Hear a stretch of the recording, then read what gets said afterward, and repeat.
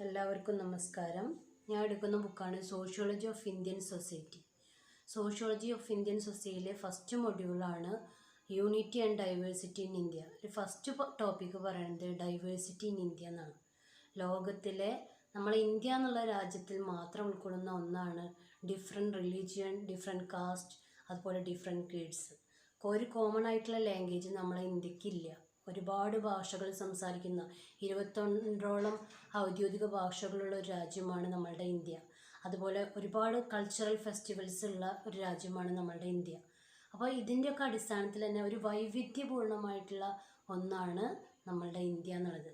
നമ്മളെ ഇന്ത്യക്ക് സ്വതന്ത്രം കിട്ടിയ സമയത്ത് തന്നെ പറയാറുണ്ട്, എങ്ങനെയാണ് ഇത്രയും മതങ്ങളുള്ള, വ്യത്യസ്ത ഭാഷകളുള്ള, വ്യത്യസ്ത മതങ്ങളുള്ള, വ്യത്യസ്ത ആചാരങ്ങൾ അനുഷ്ഠിക്കുന്ന ഇന്ത്യയെ എങ്ങനെയാണ് ഒരു ഏകപരമായിട്ട് എങ്ങനെയാണ് നിലനിർത്തി കൊണ്ടുപോകും എന്നുള്ള സംശയം പല ചിന്തകന്മാർക്കും ഉണ്ടായിരുന്നു. എന്നിട്ട് പോലും നമ്മളെ ഇന്ത്യ ഇതുവരെയും നല്ല രീതിയിൽ മുന്നോട്ട് പോയിക്കൊണ്ടിരിക്കുകയാണ്. അപ്പോൾ വൈവിധ്യ തരത്തിലുള്ളതായാലും ഇന്ത്യയുടെ ഇടയിലൊരു ഏകത്വം നിലനിൽക്കുന്നു. ഡൈവേഴ്സിറ്റി എന്നുള്ളതിന് തന്നെ നമുക്ക് വീണ്ടും വേർതിരിക്കാൻ പറ്റും. ഫസ്റ്റ് ഡൈവേഴ്സിറ്റിയാണ് നമ്മൾ പറയണത് ലിംഗ്വിസ്റ്റിക് ഡൈവേഴ്സിറ്റി. എന്താണ് ലിംഗ്വിസ്റ്റിക് ഡൈവേഴ്സിറ്റി? ഞാൻ പറഞ്ഞു, 22 ഔദ്യോഗിക ഭാഷകളുള്ള രാജ്യമാണ് നമ്മളുടെ ഇന്ത്യ. ഭരണഘടനയിൽ എഴുതി വെച്ചിട്ടുണ്ട് 22 ഔദ്യോഗിക ഭാഷകളെ കുറിച്ചിട്ട്. പ്രധാനപ്പെട്ട നമ്മളുടെ 8ാമത്തെ ഷെഡ്യൂളിൽ, ഭരണഘടനയിൽ 8ാമത്തെ ഷെഡ്യൂളിലാണ് പ്രധാനപ്പെട്ട 22 ഔദ്യോഗിക ഭാഷകളെ കുറിച്ച് പറയുന്നത്. ആസാമീസ്, ബോഡോ, നാഗരി, മലയാളം, ഹിന്ദി, ഉറുദു, തമിഴ് തുടങ്ങിയിട്ടുള്ള, മൈഥിലി എക്സെട്ര തുടങ്ങിയിട്ടുള്ളവയാണ് പ്രധാനപ്പെട്ട ഔദ്യോഗിക ഭാഷകൾ. ഈ ഔദ്യോഗിക ഭാഷകളിൽ തന്നെ ഏറ്റവും പ്രധാനപ്പെട്ട, ഏറ്റവും പ്രചാരമുള്ള ഭാഷയാണ് ഹിന്ദി. ഹിന്ദി ഏറ്റവും 40 കോടി ജനങ്ങളോളം സംസാരിക്കുന്ന ഭാഷയാണ് ഹിന്ദി. നമ്മളുടെ ഔദ്യോഗിക ഭാഷ ഹിന്ദിയാണെന്ന് പറയപ്പെടുന്നു. അതുകൂടാതെ ഏറ്റവും കൂടുതൽ പ്രചാരമുള്ള 2ാമത്തെ വിഭാഗത്തിൽപ്പെടുന്ന ഭാഷയാണ് തമിഴ്, ഉറുദു, ബംഗാളി തുടങ്ങിയിട്ടുള്ളവ, തെലുങ്ക് തുടങ്ങിയിട്ടുള്ളവ. ഇനി അടുത്ത സെക്ഷൻ, നമ്മൾ ഭാഷാ ഫാമിലിയെ തന്നെ 3ആയിട്ട് തരംതിരിച്ചിരിക്കുന്നു. ഇൻഡോ ആര്യൻ ഫാമിലി എന്നുള്ള പേരിൽ, 2ാമത്തെ സെക്ഷൻ ദ്രവീഡിയൻ ഫാമിലി എന്ന നിലയിൽ, 3ാമത്തെ സെക്ഷൻ ടിബറ്റോ ബർമൻ ഫാമിലി എന്ന നിലയിൽ. അതിൽ ഇൻഡോ ആര്യൻ ഫാമിലി ഉൾപ്പെടുന്ന ഭാഷകളാണ് ബംഗാളി, ഗുജറാത്തി തുടങ്ങിയിട്ടുള്ളവ. അതുകൂടാതെ 2ാമത്തെ സെക്ഷനിൽ ഉൾപ്പെടുന്ന ഫാമിലി, 2ാമത്തെ സെക്ഷൻ എന്ന് പറയുന്നത് ദ്രവീഡിയൻ ഫാമിലി. നമ്മളെ തമിഴ്, കന്നഡ, മലയാളം തുടങ്ങിയിട്ടുള്ളത് ഇതിൽ ഉൾപ്പെടുന്നു, ദ്രവീഡിയൻ ഫാമിലിയിൽ ഉൾപ്പെടുന്നു. 3ാമത്തെ സെക്ഷനാണ് പറഞ്ഞത് നമ്മൾ ടിബറ്റോ ബർമൻ. ആ ടിബറ്റോ ബർമൻ ഫാമിലിയിൽ ഉൾപ്പെടുന്ന 2 പ്രധാനപ്പെട്ട ഭാഷകളാണ് ആസാമീസ് ആൻഡ് നമ്മളുടെ മണിപ്പൂരി. അടുത്ത ടോപ്പിക്കാണ് എത്നിക് ഡൈവേഴ്സിറ്റി. ആന്ത്രോപോളജിസ്റ്റിൻ്റെ അഭിപ്രായത്തിൽ ഒരുപാട് വംശങ്ങളുള്ള ഒരു രാജ്യമാണ് നമ്മളുടെ ഇന്ത്യ. ഈ മനുഷ്യവംശങ്ങളെ വേർതിരിക്കുന്നത് തലമുടിയുടെ ഘടന നോക്കി, ശരീരത്തിൻ്റെ നിറം നോക്കി, കണ്ണിൻ്റെയും മൂക്കിൻ്റെയും ആകൃതിക്ക് അനുസരിച്ചാണ് മനുഷ്യവംശങ്ങളെ വേർതിരിക്കപ്പെടുന്നത്. മറ്റുള്ള രാജ്യങ്ങളിൽ നിന്ന് വ്യത്യസ്തമായിട്ട് ഇന്ത്യയിൽ ഒരുപാട് ഭിന്നവർഗ്ഗങ്ങൾ കാണപ്പെടുന്നു, ഹെട്രോജീനിയസ് കാണപ്പെടുന്ന രാജ്യമാണ് നമ്മളുടെ ഇന്ത്യ. അതിനുള്ള പ്രധാനപ്പെട്ട കാരണങ്ങൾ, ഒന്ന് വൈദേശികാധിപത്യം, കുടിയേറ്റങ്ങളൊക്കെയാണ് ഇത്തരത്തിലുള്ള ഇത് കൂടാനുള്ള പ്രധാനപ്പെട്ട വംശങ്ങൾ കൂടാനുള്ള പ്രധാനപ്പെട്ട കാരണമായിട്ട് കണക്കാക്കുന്നത്. റിസ്ലി ഹെർബർട്ടിൻ്റെ അഭിപ്രായത്തിൽ പറയുന്നത് 3 വംശങ്ങളുണ്ട് നമ്മളെ ഇന്ത്യയിൽ. ഒന്ന് ഇൻഡോ ആര്യൻ, ഒന്ന് മംഗ്ലോയിഡ് എന്നുള്ള വിഭാഗത്തിൽപ്പെട്ടവർ നമ്മളെ ഇന്ത്യയിൽ കൂടുതലായിട്ട് കാണപ്പെടുന്നു, ഒന്ന് ദ്രവീഡിയൻ. 3 വിഭാഗങ്ങളുണ്ടെന്ന് Herbert Risley അഭിപ്രായപ്പെടുകയുണ്ടായി. ഏറ്റവും പ്രധാനപ്പെട്ട 2 വംശങ്ങളാണ് ആര്യൻ വംശവും ദ്രവീഡിയൻ വംശവും. ഈ 2 വംശങ്ങളിൽ തന്നെ ഒരുപാട് ഉപജാതികളും നമ്മൾ കാണപ്പെടുന്നു. ഇനി എന്താണ് നമ്മളെ ശരീരപ്രകൃതിയുടെ നിറത്തിൻ്റെ അടിസ്ഥാനത്തിലാണെന്ന് പറഞ്ഞു നമ്മൾ ഇങ്ങനെ വംശങ്ങളാക്കി തിരിക്കണമെന്ന് പറഞ്ഞു. അപ്പോൾ യൂറോപ്യൻ രാജ്യങ്ങളിൽ കാണപ്പെടുന്ന അതേ സാമ്യമുള്ള ആളുകളെ നമുക്ക് വടക്കേ ഇന്ത്യയിൽ കാണാം. ഇപ്പോൾ ജമ്മു കാശ്മീർ, രാജസ്ഥാനിൽ കാണാം. അതേപോലെ തന്നെ തെക്കേ നമ്മളുടെ നീഗ്രോക്കാരെ പോലുള്ളവരെ നമുക്ക് എവിടെ കാണാം? തെക്കേ ഇന്ത്യയിൽ കാണാൻ സാധിക്കുന്നു. ഗോത്രവർഗ്ഗക്കാർ, തെക്കേ ഇന്ത്യയിൽ കാണപ്പെടുന്ന ഗോത്രവർഗ്ഗക്കാർ നീഗ്രോകളുടെ സാമ്യമുള്ളവരാണ്. അതുപോലെ തന്നെ ചൈനയിലുള്ള അവരുടെ മൂക്കും കണ്ണും അതേപോലത്തെ വിഭാഗങ്ങൾ നമുക്ക് കിഴക്കൻ സംസ്ഥാനങ്ങളിൽ, വടക്ക് കിഴക്കൻ സംസ്ഥാനങ്ങളിലും കാണപ്പെടുന്നു. അപ്പോൾ ഒരുപാട് സാമ്യങ്ങൾ ഈ കുടിയേറ്റങ്ങൾ മൂലവും വൈദേശിക ആധിപത്യം മൂലവും പണ്ട് കാലത്തുണ്ടായിട്ടുള്ള കച്ചവട ബന്ധങ്ങൾ മൂലവും പലതരത്തിലുള്ള സാമ്യങ്ങൾ നമ്മൾ ഇന്ത്യയിലും മറ്റുള്ള രാജ്യങ്ങളും തമ്മിൽ ബന്ധപ്പെടുത്തുമ്പോൾ കാണപ്പെടുന്നുണ്ട്. ഇപ്പോൾ ആഫ്രിക്കൻ നീഗ്രോകളുടെ പോലെ കേരളത്തിലെ മലനിരകളിലുള്ള കാരാളർ എന്നൊക്കെ പറഞ്ഞിട്ടുള്ള കാടാർ എന്നൊക്കെ പറഞ്ഞിട്ടുള്ള ഒരുപാട് വിഭാഗങ്ങളുണ്ട്. ആ വിഭാഗങ്ങളെ കാണപ്പെടുന്നുണ്ട്. അപ്പോൾ ഒരുപാട് നമ്മളെ ഇന്ത്യയിലെ ഒരുപാട് സാംസ്കാരികപരമായിട്ടും ആയിക്കോട്ടെ വംശീയപരമായിട്ടൊക്കെ ഒരുപാട് സാമ്യതകൾ നമ്മളെ ഇന്ത്യയിൽ മറ്റുള്ള രാജ്യങ്ങളോട് പോലുള്ള സാമ്യതകൾ കാണപ്പെടുന്നു. ഇനി അടുത്ത ടോപ്പിക്കാണ് റിലീജിയസ് ഡൈവേഴ്സിറ്റി. ലോകത്തിൽ ഇന്ന് എത്ര മതങ്ങളുണ്ടോ അത്ര മതങ്ങൾ നമ്മുടെ ഇന്ത്യയിൽ ഇപ്പോഴുണ്ട്. ഹിന്ദുയിസം, അതുപോലെ ക്രിസ്ത്യൻ മതങ്ങൾ, അതുപോലെ ഇസ്ലാം, അങ്ങനെ ഒരുപാട് ബുദ്ധിസം, ജൈനമതം, പാർസിസം എന്നൊക്കെ പറഞ്ഞുള്ള ഒരുപാട് മതങ്ങൾ നമ്മുടെ ഇന്ത്യയിൽ നിലനിൽക്കുന്നുണ്ട്. ഈ നിലനിൽക്കുന്ന മതങ്ങളിൽ തന്നെ ഉപവിഭാഗങ്ങളുണ്ട്. ഇപ്പോൾ ഹിന്ദു മതം നോക്കുകയാണെന്ന് വെച്ചെങ്കിൽ വൈഷ്ണവിസം, ശൈവിസം, കാളി പൂജക്കാർ എന്നൊക്കെ പറഞ്ഞിട്ട് ഒരു വിഭാഗം വരുന്നു. അതുകൂടാതെ നമ്മുടെ ജൈനമതത്തിൽ വരുന്ന ദിഗംബരന്മാരും ശ്വേതംബരന്മാരും, മുസ്ലിങ്ങളുടെ ഇടയിൽ ഷിയ സുന്നീസ് എന്നുള്ള രണ്ട് വിഭാഗങ്ങളുണ്ട്. അതുപോലെ തന്നെ നമ്മളെ ബുദ്ധമതത്തിലും രണ്ട് വിഭാഗങ്ങളുണ്ട്. മഹായാന ബുദ്ധമതവും ഹീനയാന ബുദ്ധമതവും. സിഖ് മതത്തിൽ നിരങ്കാരി എന്ന് പറഞ്ഞിട്ടുള്ള ഒരു വിഭാഗം, നാംദാരി എന്നുള്ള ഒരു വിഭാഗം കാണപ്പെടുന്നു. അപ്പോൾ ഒരുപാട് സെക്ഷനുകളൊക്കെ ഉള്ള മതവിഭാഗങ്ങൾ നമ്മളെ ഇന്ത്യയിൽ കാണപ്പെടുന്നു. ഇപ്പോൾ ഇന്ത്യയിൽ ഏറ്റവും കൂടുതലായിട്ട് കാണപ്പെടുന്ന മതം ഹിന്ദുമതമാണ്. പക്ഷേ ഇന്ത്യയിൽ എല്ലായിടത്തും കാണപ്പെടുന്ന രണ്ട് മതങ്ങളാണ് ഹിന്ദുക്കളും അതുപോലെ മുസ്ലിങ്ങളും. എന്നാൽ ക്രിസ്ത്യൻ മതം കേരളം, തമിഴ്നാട്, നമ്മൾ മേഘാലയ, നാഗാലാൻഡ് തുടങ്ങിയിട്ടുള്ള സംസ്ഥാനങ്ങളിലാണ് ക്രിസ്ത്യാനികൾ നമ്മൾ കൂടുതലായിട്ട് കാണപ്പെടുന്നത്. അതുപോലെ മറ്റു റിലീജിയൻസിൻ്റെ കാര്യം വെച്ചെങ്കിൽ ഇപ്പം ബുദ്ധമതക്കാർ കൂടുതൽ കാണപ്പെടുന്നത് മഹാരാഷ്ട്രയിലാണ്. ജൈനമതക്കാർ കൂടുതലായിട്ട് കാണപ്പെടുന്നത് ഗുജറാത്ത്, രാജസ്ഥാൻ, മഹാരാഷ്ട്ര തുടങ്ങിയിട്ടുള്ള പ്രദേശങ്ങളിലാണ്. അപ്പോൾ മതപരമായിട്ടുള്ള ഡൈവേഴ്സിറ്റി, വൈരുദ്ധ്യങ്ങൾ നമ്മളെ ഇന്ത്യയിൽ ഒരുപാട് നിലനിൽക്കുന്നുണ്ടെന്നാണ് പറയുന്നത്. അടുത്ത ടോപ്പിക്കാണ് യൂണിറ്റി ഇൻ ഇന്ത്യ. വൈവിധ്യങ്ങൾ ഏറെ ഉണ്ടെങ്കിലും നമ്മളെ ഇന്ത്യൻ ജനങ്ങളുടെ ഇടയിൽ നല്ലൊരു ഒത്തൊരുമ കാണപ്പെടുന്നു. ഇനി എന്താണ് നമ്മൾ ഡൈവേഴ്സിറ്റി എന്ന് പറഞ്ഞാൽ? നമ്മളെ ഇന്ത്യയിൽ വ്യത്യസ്ത ഭാഷകൾ സംസാരിക്കുന്നവർ, വ്യത്യസ്ത മതങ്ങളിൽ വിശ്വസിക്കുന്നവരൊക്കെ ആയെങ്കിലും നമ്മളെ ഇന്ത്യൻ ഭരണഘടന മതേതരത്തിൻ്റെ പ്രാധാന്യം കൊടുക്കുന്നു.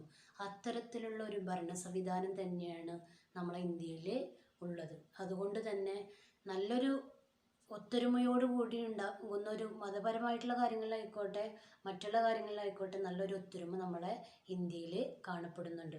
ഇപ്പോൾ നമ്മൾ പറയാച്ചെങ്കിൽ ഒരു രാഷ്ട്രത്തിലെ പൗരന്മാർ മതപരമായിട്ടോ മറ്റുള്ള ഭിന്നതകളൊക്കെ മറന്നുകൊണ്ട് എല്ലാവരും, ഭാഷകളുടെ കാര്യങ്ങളായിക്കോട്ടെ ആ ഭിന്നതകളൊക്കെ മറന്നുകൊണ്ട് എല്ലാവരും ഒരുമിച്ച് ചേരുന്നതിനെയാണ് നമുക്ക് ഏകത്വം അല്ലെങ്കിൽ യൂണിറ്റി എന്ന് പറയാൻ പറ്റുക. അത് തന്നെയാണ് ഒരു രാജ്യത്തിൻ്റെ ഏറ്റവും വലിയ വിജയം. അത് നമ്മളെ ഭാരതത്തിന് ഉണ്ട്. അടുത്ത ടോപ്പിക്കാണ് റിലീജിയസ് യൂണിറ്റി ഇൻ ഇന്ത്യ. എന്താണ് റിലീജിയസ് യൂണിറ്റി? അതുപോലെ എന്താണ് പൊളിറ്റിക്കൽ യൂണിറ്റി? അതുപോലെ എന്താണ് കൾച്ചറൽ യൂണിറ്റി? അതൊക്കെ കുറിച്ചിട്ടാണ് നമ്മൾ ഈ ഭാഗങ്ങളിൽ പഠിക്കുന്നത്. അപ്പം എന്താണ് പൊളിറ്റിക്കൽ യൂണിറ്റി? പൊളിറ്റിക്കൽ യൂണിറ്റി എന്ന് പറഞ്ഞാൽ നമ്മൾ ഇന്ത്യയിൽ ഇപ്പോൾ ഇന്ത്യക്ക് സ്വാതന്ത്ര്യം കിട്ടിയതിന് ശേഷമൊന്നല്ല ഒരു കേന്ദ്രീകൃത ഭരണ സംവിധാനം വന്നത്. അതിനു മുമ്പ് തന്നെ നമ്മുടെ ഇന്ത്യയിൽ കേന്ദ്രീകൃത ഭരണ സംവിധാനം നിലനിന്നിരുന്നു.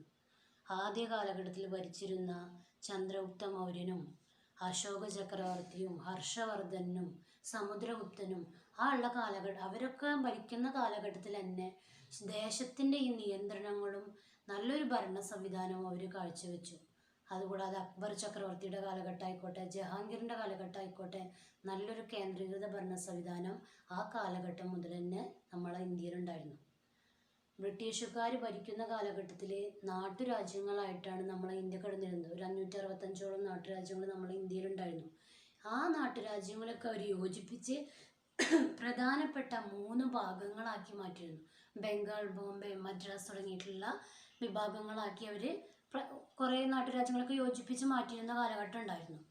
ബ്രിട്ടീഷുകാരുടെ ഭരണം എന്നുള്ളത് നമുക്ക് പല വിധത്തിലും ശോചനീയാവസ്ഥയാണ്. സാമ്പത്തികപരമായിട്ട് ചൂഷണം ചെയ്തു എന്നൊക്കെ പറയാം. പക്ഷെ കുറേ നല്ല കാര്യങ്ങളും ബ്രിട്ടീഷുകാരുടെ ഭരണം മൂലം നമുക്ക് ലഭിച്ചിട്ടുണ്ട്. ഗതാഗത വാർത്താവിനിമയങ്ങളുടെ സൗകര്യങ്ങൾ അവരാണ് ഒരുക്കിയത്. പോലീസ് സമ്പ്രദായം കൊണ്ടുവന്നു. അതുകൂടാതെ തന്നെ നമുക്ക് ഒരു ഏകീകൃതപരമായിട്ടുള്ള ഒരു സിവിൽ കോഡ് കൊണ്ടുവന്നു. ഏകീകൃത സിവിൽ കോഡല്ല, ഏകീകൃത സിവിൽ കോഡ് പോലത്തെ ഒരു സംവിധാനം അവർ കൊണ്ടുവന്നു. അപ്പം അത്തരത്തിലുള്ള കാര്യങ്ങൾ നമ്മളുടെ ഇന്ത്യയിൽ കൊണ്ടുവന്നത് ബ്രിട്ടീഷുകാരാണ്. കാർഷികപരമായിട്ടുള്ള വിപണി നമ്മളുടെ മെച്ചമാകാൻ തുടങ്ങിയപ്പോൾ അത് മറ്റുള്ള സംസ്ഥാനങ്ങളിൽ, മറ്റുള്ള രാജ്യങ്ങളിൽ പോയിട്ട് വിൽപ്പന നടത്തിയാലാണ് അതുകൊണ്ട് വല്ല ലാഭങ്ങളും ഉണ്ടാവുള്ളൂ. അപ്പോൾ ഈ റെയിൽവേയുടെ കണ്ടുപിടുത്തങ്ങളും ചരക്കുകൾ കൊണ്ടുപോകാൻ പെട്ടെന്ന് എത്തിക്കാനുള്ള സൗകര്യങ്ങളൊക്കെ നമ്മളെ ബ്രിട്ടീഷുകാർ ഒരുക്കിയത് കൊണ്ട് തന്നെ സാമ്പത്തികപരമായിട്ട് മെച്ചപ്പെടാൻ നമുക്ക് സാധിച്ചു.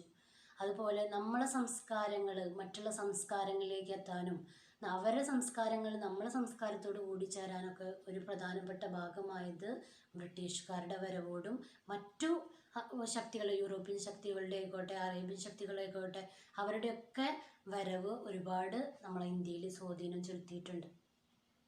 അടുത്ത ടോപ്പിക്കാണ് കൾച്ചറൽ ഡൈവേഴ്സിറ്റി. വ്യത്യസ്തങ്ങളായിട്ടുള്ള സാംസ്കാരിക ധാരകൾ നിലനിർത്തി കൊണ്ടുപോകുന്ന രാജ്യമാണ് നമ്മളുടെ ഇന്ത്യ. എന്നിരുന്നാലും നല്ലൊരു സാംസ്കാരിക ഐക്യം നമ്മളുടെ ഇന്ത്യയിലുണ്ട്. എന്ന് വെച്ചാൽ നമ്മളെ ഇന്ത്യയിൽ ദേശീയപരമായിട്ടുള്ള ഒരുപാട് ഉത്സവങ്ങൾ, ദസറ, ദീപാവലി, ഓണം തുടങ്ങിയിട്ടുള്ള ഉത്സവങ്ങളൊക്കെ ആഘോഷിക്കുന്നുണ്ട്. അതൊരു മതപരമായിട്ടല്ല, എല്ലാ മതങ്ങളും ഒരുമിച്ചാണ് അത്തരത്തിലുള്ള ആഘോഷങ്ങളിലൊക്കെ പങ്കുചേരുന്നത്. അപ്പം നല്ലൊരു സാംസ്കാരിക ഐക്യം നിലനിർത്തി കൊണ്ടുപോകുന്നതിൽ ഇന്ത്യക്ക് വളരെയധികം ഒരു പങ്കുണ്ട്.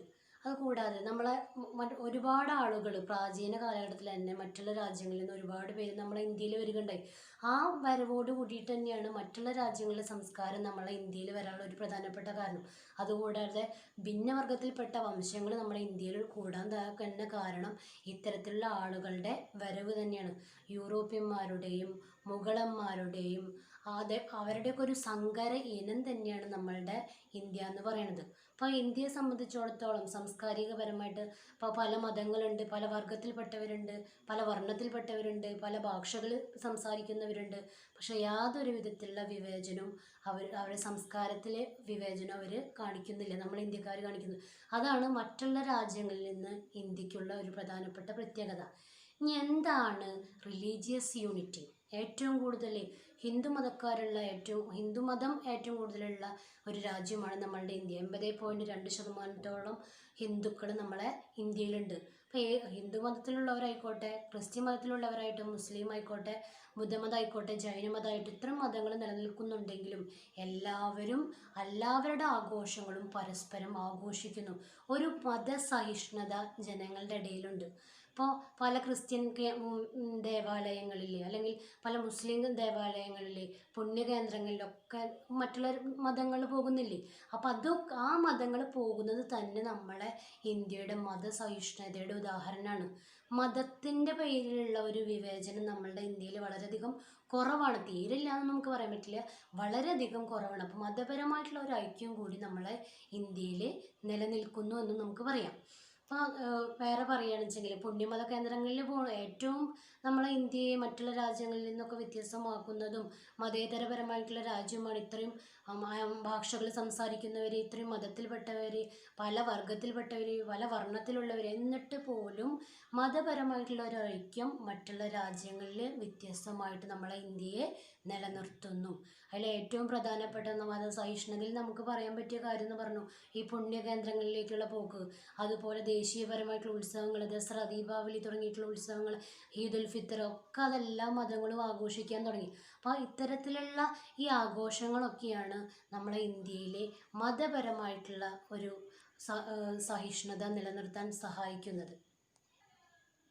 നെക്സ്റ്റ് ടോപ്പിക്കാണ് ജോഗ്രഫിക്കൽ യൂണിറ്റി.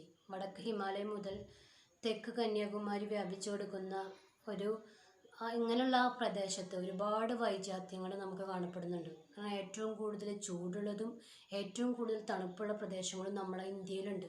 ഈ കാലാവസ്ഥാപരമായിട്ടുള്ള വൈജാത്യങ്ങൾ കൊണ്ട് തന്നെ നമ്മളെ ഇന്ത്യയിൽ കാർഷിക വിളകൾ ഒരുപാട് ഉൽപ്പാദിപ്പിക്കാൻ പറ്റിയ കാലാവസ്ഥ നിലനിൽക്കുന്നു.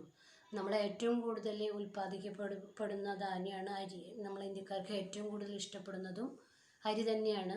ചില സംസ്ഥാനങ്ങളിൽ വ്യത്യസ്തതയുണ്ട്. നമ്മൾ കേരളക്കാർ കൂടുതൽ ഇഷ്ടപ്പെടുന്നത് അരിയാണ്. അപ്പോൾ അതുകൊണ്ട് തന്നെ കാലാവസ്ഥാപരമായിട്ടുള്ള ഇത് നോക്കുമ്പോൾ തന്നെ ഒരു ജോഗ്രഫിക്കൽ യൂണിറ്റ് നമ്മളെ ഇന്ത്യയിൽ നിലനിൽക്കുന്നു. നമ്മളുടെ ഇന്ത്യയുടെ ഇന്ത്യക്കാർക്ക് വേണ്ടത്ര രീതിയിലുള്ള ഒരു കാലാവസ്ഥ നിലനിൽക്കുന്നത് കൊണ്ട് നമ്മളെ ജോഗ്രഫിക്കൽ പരമായിട്ട് ഒരു യൂണിറ്റ് നിൽക്കുന്നതായിട്ട് നമുക്ക് കാണാൻ സാധിക്കും. അതുകൂടാതെ നമുക്ക് പറയാൻ സാധിക്കുന്ന ഒരുപാട് മറ്റുള്ള രാജ്യങ്ങളെ അപേക്ഷിച്ച് ഒരുപാട് പിൽഗ്രിമേജ് സെൻറ്ററുകളൊക്കെ എവിടെ ഉണ്ട്, നമ്മളെ ഇന്ത്യയിലുണ്ട്. അതും ഒരു വ്യത്യസ്തത നിലനിർത്തുന്ന ഒന്നാണ്. അതുകൂടാതെ വടക്ക് ഹിമാലയം, തെക്ക് ഇന്ത്യൻ മഹാസമുദ്രം, പടിഞ്ഞാറ് അറബിക്കടൽ, അതുകൂടാതെ കിഴക്ക് ബംഗാൾ ഉൾക്കടൽ, ഇതൊക്കെ ഈ അതിർത്തികളൊക്കെ നമ്മളെ ഇന്ത്യയിൽ ഒരു ജോഗ്രഫിക്കൽ യൂണിറ്റിയും നല്ലൊരു കാലാവസ്ഥയും ഒക്കെ വിഭാവനം ചെയ്യുന്നതിൽ വളരെയധികം പങ്കുവഹിക്കുന്നുണ്ട്. അപ്പോൾ നമ്മളിന്ന് എടുത്ത topic first module unity and diversity India എന്നുള്ളതാണ്. ഡൈവേഴ്സിറ്റി പലതരത്തിലുണ്ട്. ഫോംസ് ഓഫ് ഡൈവേഴ്സിറ്റി എന്ന് പറഞ്ഞു, linguistic diversity, religious diversity, cultural diversity. അടുത്ത ടോപ്പിക്ക് നമ്മൾ പറഞ്ഞു യൂണിറ്റി ഇൻ ഇന്ത്യ. ആ യൂണിറ്റി ഇൻ ഇന്ത്യയിൽ ഫസ്റ്റ് പറഞ്ഞ യൂണിറ്റി കൾച്ചറൽ യൂണിറ്റി എന്താണ്, റിലീജിയസ് യൂണിറ്റി എന്താണ്, ജോഗ്രഫിക്കൽ യൂണിറ്റി എന്താണ് എന്നുള്ള ഭാഗം നമ്മൾ കണ്ടു. അതിൽ ഏറ്റവും പ്രധാനപ്പെട്ട ഭാഗമാണ്, അല്ലെങ്കിൽ നമ്മളെ പരീക്ഷയ്ക്ക് ഇമ്പോർട്ടൻസ് ഉള്ള ഭാഗമാണ് explain the unity in diversity in India. അതാണ് എസ്സേ ക്വസ്റ്റ്യൻ. നിങ്ങൾക്കുള്ള വർക്കാണ് അസൈൻമെൻറ്റ് ബുക്കിൽ നിങ്ങൾ എന്തായാലും എഴുതി കാണണം. 2 ഷോർട്ട് ആൻസറാണ്. എന്താണ് ethnic groups, what is ethnic groups, ഏതൊക്കെ വിധത്തിലുള്ള എത്നിക് ഗ്രൂപ്പ്സുകൾ നമ്മളെ ഇന്ത്യയിൽ നിലനിൽക്കുന്നുള്ളത് മറ്റൊരു ക്വസ്റ്റ്യൻ. ഇനി എന്താണ് ഡൈവേഴ്സിറ്റി, വാട്ട് ഈസ് ഡൈവേഴ്സിറ്റി, ഇത് 2 ഷോർട്ട് ആൻസറും ഫസ്റ്റ് പറഞ്ഞത് എസ്സേയും നന്നായി കൃത്യമായി അസൈൻമെൻറ്റിൽ നോട്ടിൽ എഴുതി ഓരോരുത്തരും പേഴ്സണൽ നമ്പറിലേക്ക് അയച്ചു തരണം. Thank you.